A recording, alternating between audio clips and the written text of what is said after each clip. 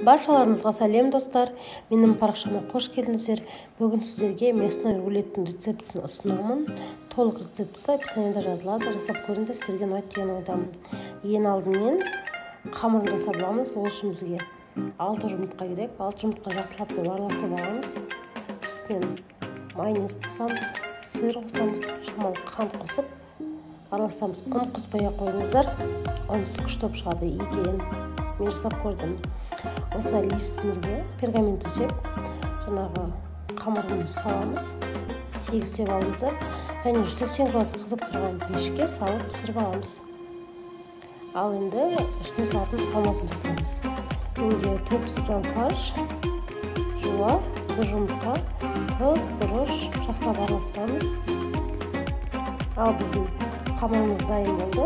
Қамырымыздың салмамызды жақсылап салып, тегістеп, бірдей ғып тегістейміз және ақырын ораймыз. Осы қалпында қызып тұрған 80 градус пеште 30-40 минут пісіріп аламыз. Піскен соң осындай әдемі дәмдеп шығады. Мен мына жақта ұн қосып қойып, қамырым қатты болып кетті.